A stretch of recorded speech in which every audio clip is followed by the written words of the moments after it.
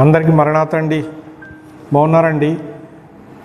పరలోకపు తండ్రి భూలోకమందున్న మనలను తేరి చూస్తూ ఉన్నారు.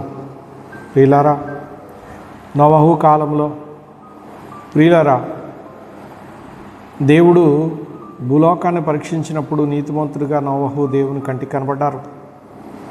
వాక్యం ద్వారా మనం మాట్లాడుకున్నట్లయితే యెషయా గ్రంథము 61వ అధ్యాయము 7వ వచనంలో, మీ అవమానమునకు ప్రతిగా రెట్టింపు ఘనత నొందుదురు అని యెషయా గారు దేవుని బిడ్డలైన వారితో ఆయన మాట్లాడుతూ ఉన్నారు.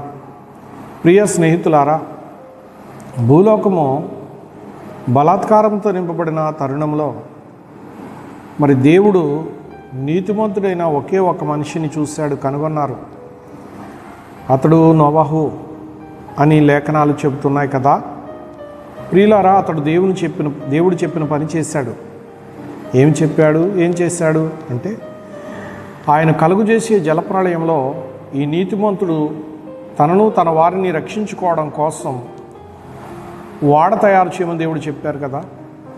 ఎన్నో అవమానాలు, ఎన్నో చిక్కులు ఆ కాలమందు ఉన్నటువంటి బలాత్కారులైనటువంటి నెఫీలుల ద్వారా ఆయనకు సంభవించినను ఆయన ఆగకుండా, ఆయన అంతటితో అవమానపరుస్తున్నారు అని ఆగిపోకుండా, నిందిస్తున్నారు అని అక్కడితో ఆగిపోకుండా, ఆయన ఆ పని దేవుడు చెప్పారు కనుక నేను చెయ్యాలి అని నిందలను అవమానములను లెక్క చేయకుండా ఆ పని పూర్తి చేశారు.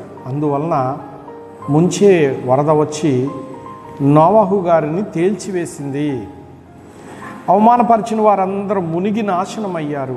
ప్రియ స్నేహితులారా, ఈ కడవరి కాలంలో కూడా దేవుడు మనకు సహాయకుడై ఉన్నారు గనుక ప్రతి సమస్య నుంచి దేవుడు మనలను లేవనెత్తువారై ఉన్నారు. ఆశీర్వాదకరమైన బ్రతుకులోనికి మనల్ని నడిపించేవారై ఉన్నారు. మన బ్రతుకును వర్ధిల్ల చేయటమే ఆయనకు పని అయి ఉన్నది గనుక ప్రియులారా, మనము ఆయన వైపు చూసిన ఎడల ఆయన మనలను జ్ఞాపకం చేసుకుంటూ తన కృపను మనకు అనుగ్రహిస్తారు. యేసు ప్రభు సిలువ వేయబడినప్పుడు కుడివైపున ఉన్నటువంటి దొంగ, ప్రభువా నీ రాజ్యముతో నీ వచ్చినప్పుడు నన్ను జ్ఞాపకం చేసుకొనుము అన్నప్పుడు, ప్రభువు నేడే నీవు నాతో పరదేశులో ఉందువు అని వెంటనే అతనికి అభయం ఇచ్చారు.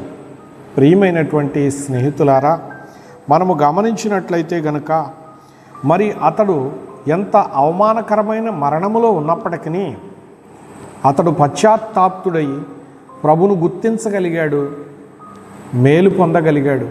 ప్రియులారా, ఈ కడవరి కాలంలో ఉన్న మనము ఆయన్ని గుర్తెరిగి ఆయనకు మనవి చేసుకొని మనము మేలు పొంది మన వంటి వారు మేలు పొందగలుగునట్లుగా ప్రభువును వేడుకుని విజ్ఞాపన ప్రార్థనలు చేసిన ఎడల ఫలితాన్ని పొందుకుంటాము. అట్టి పనిలో మనము పాలిభాగస్థులమై వారసులమై వర్ధిల్లు కృప సర్వాధికారి ప్రియరక్షకుడు మహాపవిత్రుడుగు ప్రభువారు దినదినము మనకు ప్రసాదిస్తూ ఆయన పనిలో మనలను బలముగా నడిపించి వర్ధిల్ల చేయునుగాక. ఆమేన్. చిన్న ప్రార్థన చేసుకుందామండి. ప్రాణప్రియుడైన మా పరలోకపు తండ్రి, నీకు స్తోత్రములు. నిన్ను ఆశ్రయించు వారికి ఏ విధమైన మేలు మా ప్రభ కొదువుగా ఉండదని మీరు సెలవిచ్చి ఉన్నారు ప్రభా. మీకే స్తోత్రాలు. మీ అవమానమునకు ప్రతిగా రెట్టింపు ఘనత పొందుదు అని మీరు వ్రాయించారు కదా. స్తోత్రములు నాయన. ఇదిగో ప్రభా, దేవుడే ఘనపరిస్తే ప్రభా నా తండ్రి ఎంత సంతోషము. నోవహుకు అలాంటి ఘనత కలిగింది. స్తోత్రములు ప్రభా. ఈ కడవరి దినములలో మా ప్రభు ఇదిగో తండ్రి, మేము లేఖనాలను చూస్తున్నప్పుడు ఆ కుడివైపున దొంగకు కూడా అలాంటి ఘనత కలిగింది. భూలోకంలో అతడు దొంగే కానీ ఆ చిన్న ప్రార్థన అతనిని దొరగా చేసేసింది. స్తోత్రములు. గనుక ప్రార్థన చేయుట వలన దొర అయ్యాడు. ప్రభువా నీకు స్తోత్రములు. ప్రార్థన చేసేవారు నిప్పులాంటి వారు, ప్రార్థన చేయని వారు బొగ్గులాంటి వారు అని ప్రభువా మా జనకులు అన్నారు. స్తోత్రములు. గనుక మసిబొగ్గు వలె ఉన్న మా బ్రతుకులను నిప్పువలే ప్రభువా నిగురుగా కూర్చు ప్రభువా, నీ కొరకు జీవించే జీవము కలిగినటువంటి దీవెనలు మాకును మా తోటి బిడ్డలకును ప్రసాదించుమని యేసునామమున వేడుకుంటున్నాం పరమ తండ్రి. ఆమెన్. అందరికీ మరణాతండి.